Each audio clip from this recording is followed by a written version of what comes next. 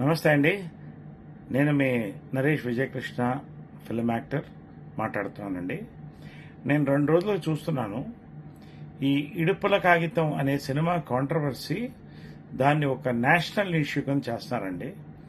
సరే, సినిమా వాడిగా ఒక సినిమాకి అటెన్షన్ వస్తున్నప్పుడు సంతోషపడతాను, కానీ మన తెలుగు భాషలో ఒక మాండలికాన్ని ఎవడో ఒకడు నెటిజన్ కోట్ల మందిలో ఒకళ్ళు ఇద్దరు ఏదో కమెంట్స్ చేశారని దీన్ని ఎంత ఇష్యూ చేసి ఒక గొప్ప మాండలికాన్ని అవమానం చేయడం అనేది తెలుగువాడుగా మనమందరం సిగ్గుతో తల ఉంచుకోవాలండి.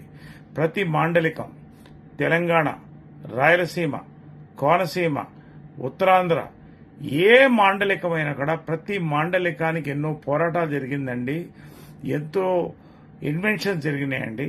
ఇవాళ గర్వకారణంగా మనమందరం తెలుగువాడని చెప్పుకుంటాం, తర్వాత భారతీయుడని చెప్పుకుంటాం.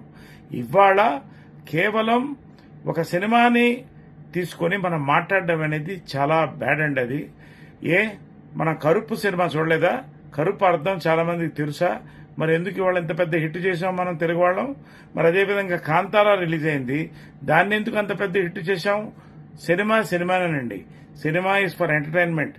దయచేసి సినిమాని భాషని కలపొద్దండి. దీన్ని బాధ్యత తీసుకోవాల్సింది మీడియా, ప్రభుత్వం కంటే ముందు తెలుగు భాషా సంఘం అండి.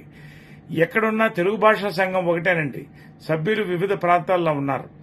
అందరూ కూడా దీని బాధ్యత తీసుకుని దీన్ని వెంటనే దీని మీద అందరూ మాట్లాడుకుని ఈ కాంట్రవర్సీని ఇక్కడితో క్లోజ్ చేసి మన తెలుగు భాషను మనం కాపాడుకుందామండి.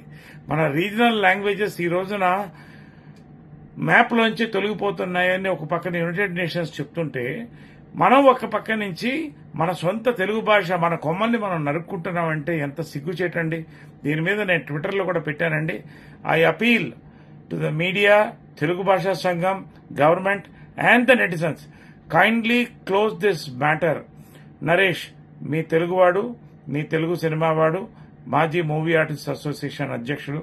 Thank you very much. Love you all.